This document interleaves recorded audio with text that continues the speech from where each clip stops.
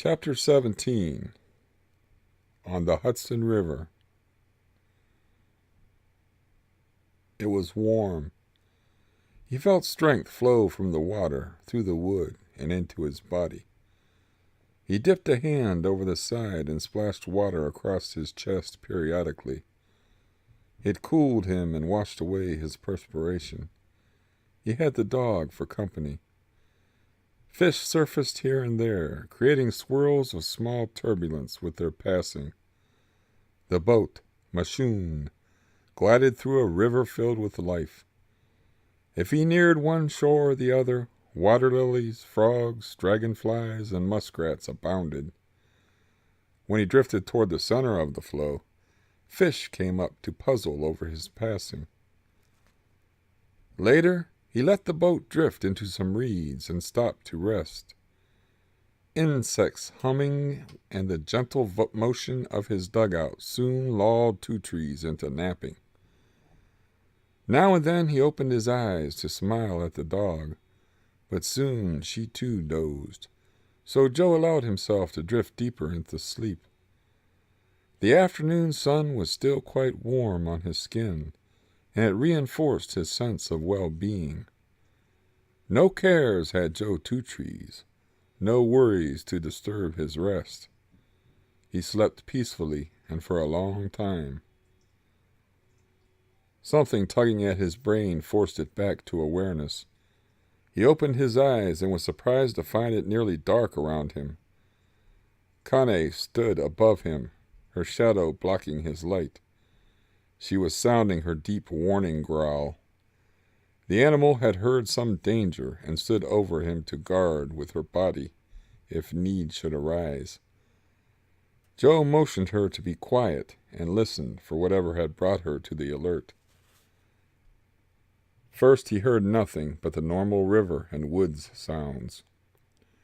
Then he noticed that the birds in nearby trees had stopped singing. The dog had not been mistaken. Danger, or its potential, did lurk somewhere nearby. Finally, Joe heard the voices. They were low, whispered sounds, moving with some degree of stealth along the river bank. The thought occurred to Two Trees that they might be stalking him, until he remembered that no one else knew he was there, or even that he existed. He disregarded an impulse that wanted him to grab the paddle and dig into the river. Instead of fleeing, he would stay hidden in the dugout and get a look at these invaders of his privacy. Joe had forced the big dog flat and flattened himself also. The low dugout now appeared, to a casual eye, like any other half-submerged log in the swampy coves along the river. As they passed, he eased one eye over the edge of the boat and studied them. Their equipment and actions told Joe they were hunters. The pair was intent on putting food on the family table, nothing more. The Indian was relieved to know they had not been some more dangerous threat. Their presence, though, forced Joe to confront several ideas that he had not yet faced. The arrival of the hunters reminded him that somewhere down the river was the large city of New York. He knew he was still far to the north of it, but he had no idea how far. A second thought jolted him. He might be closer to it than he thought. Also, he had no way to know if other large cities lay between here and New York. Of one thing, though, he knew he could be sure. Every day that the river carried him toward her end would bring him closer to the white world, its throngs of alien people, its cities. Joe was not pleased at the prospect. He had avoided whites, with the exception of Sheila, for a long time now. He distrusted them and was certain that he would come out the loser in any meeting. The thought that he would see more of them each day and finally be surrounded by them was frightening to the Indian. He considered that it might be better to turn the boat's bow north and regain the solitude that lay that way, but he had covered the territory once already, No happy circumstance would be waiting there. He decided to paddle slowly along the shoreline and find a comfortable spot to stop for the night. There he would make a fire, eat, and think this matter over at his leisure. Joe backwatered with his paddle and freed the canoe from its weedy mooring. He paddled back into the main flow, and the current's strength made further strokes necessary only to keep the boat on course. Shortly, he saw an ideal landing spot and directed the boat to it. He paddled aground on a pleasant little beach. Only one feature distinguished it from any of the others along the river. A tall boulder jutted up near the water's edge. Joe decided it would offer a good perch for watching the activities of fish in the reeds below. Also, and more practically, it gave him an excellent vantage point to survey the river in both directions for some distance. This small margin of safety pleased the wary Indian. Above the bank grew an extensive bramble of blackberries, and they were ripe. Joe had seen all he wanted to see. This place would serve very well for a day, or possibly more. He looked at Connie, and noticed that she was happily sniffing at a rabbit trail among the spiny vines.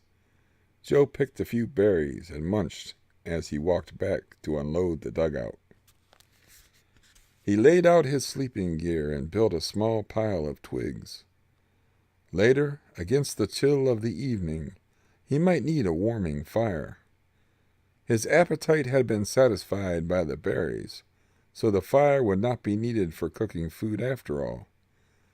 The clear sky showed good weather for the evening, so he didn't bother to construct any shelter. The Maker's stars would be roof enough for this night.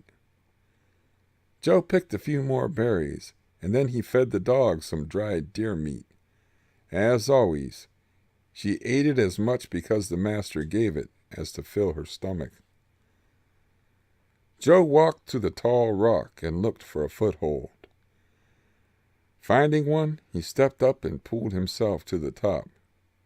There, a rounded projection fit perfectly against the small of his back, and Joe leaned against it.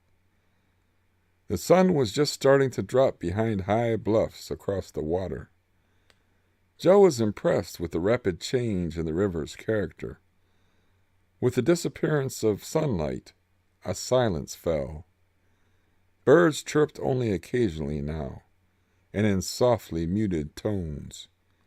Even the gentle breeze, which had ruffled the water during the afternoon, had dropped to a whisper and faded away. As Joe looked at the passing water, it reminded him of a disturbing fact. This was the crossroad. If he left his camp and went back on the river, it would take him to a place he had already been. So, too, if he turned north. There was no reason he could not endure the stares and glances of white men. He had done it once before when he first entered their city. But why would he want to? He could visit the city this once to look for Tony. It was a good thought. Joe knew he would be pleased to see that man again after all these years. Then he would leave. The city was not a place for Joe Two-Trees, Algonquin. But when he left, where would he go then? Was it only chance that had brought him in a nearly complete circle? Joe wondered that with all the world open to him, his feet had slowly measured out a course that finally aimed him toward his starting point. Had he done this on purpose?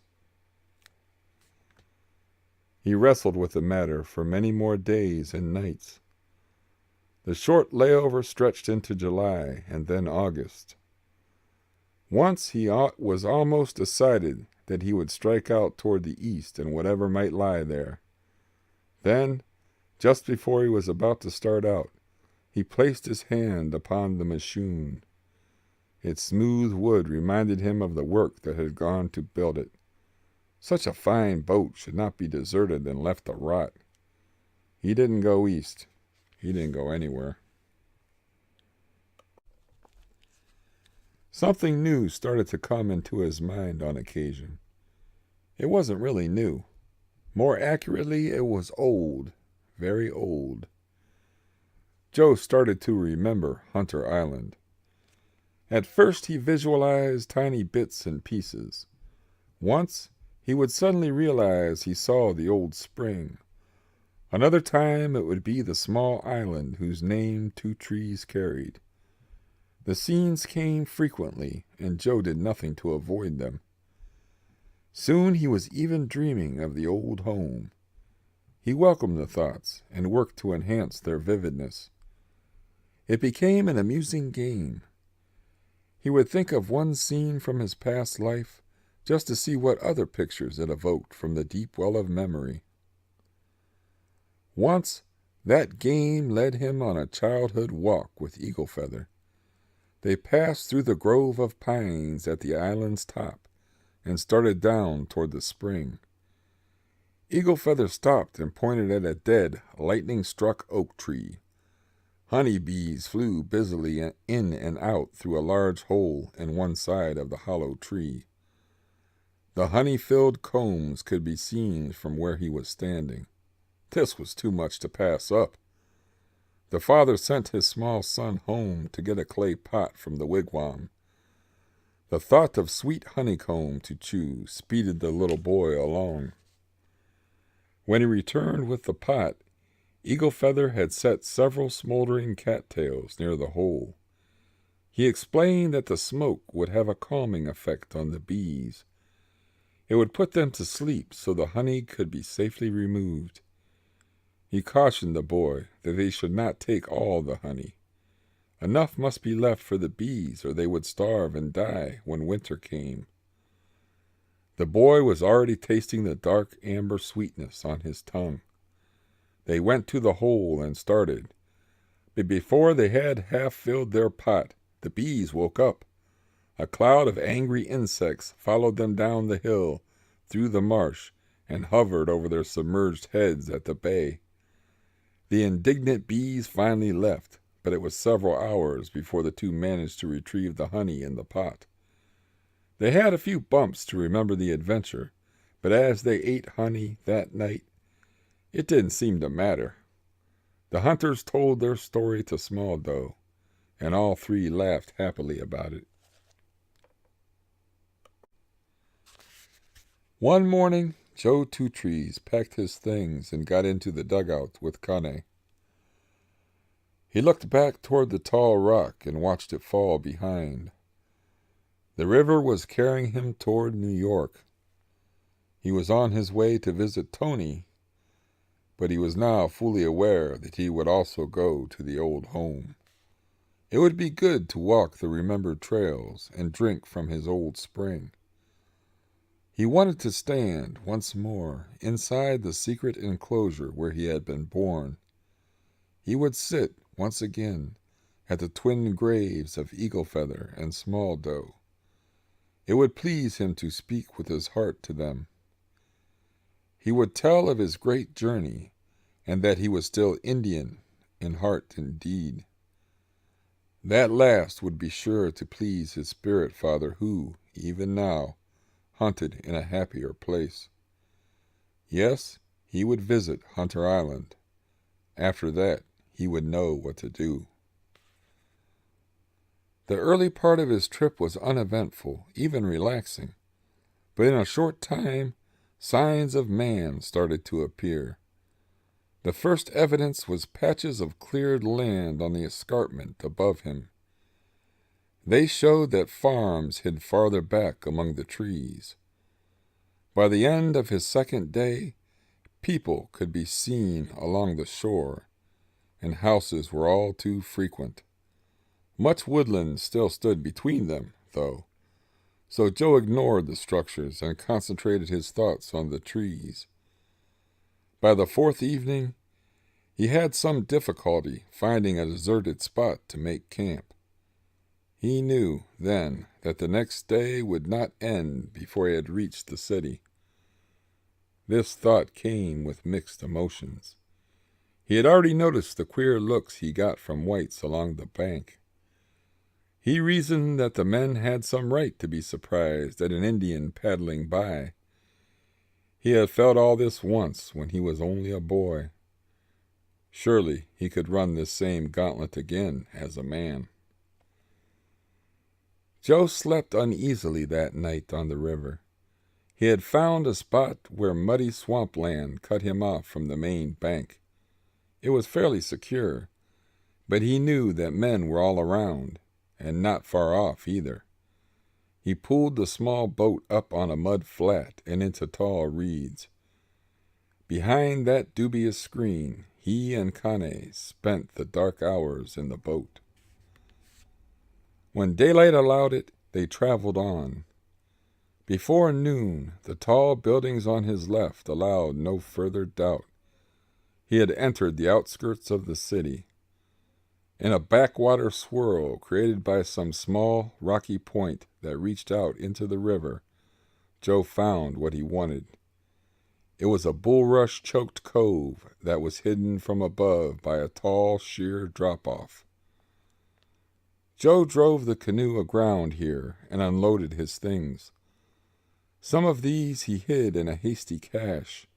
The rest, what little he would need for the walk to Tony's store, he laid aside for later. Then he ate and fed the dog. It was easier to carry food in the stomach than on the back. Now there remained but one more problem. If anyone came upon the boat, he would steal it and find the rest of his things. The boat was too obvious. It must be hidden well.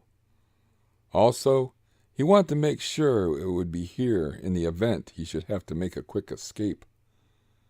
That had already happened in this place once. Joe pondered for a time about the Machoon. If he hid it in the reeds, someone might still come across it. The place looked ideal for hunting ducks. It was not hard to visualize some hunter finding the boat and noticing it would be ideal for his particular use. Even if that didn't happen, a high moon tide from the nearby sea could float the craft up and out of the reeds to be lost forever. No, it would not do to leave the boat simply concealed. It must somehow disappear, but how? Then he remembered something that he had not thought about for a very long time. When Two Trees had been small, still only a baby, really, Eagle Feather had once had this very problem. They had left Hunter Island then and paddled away in a canoe.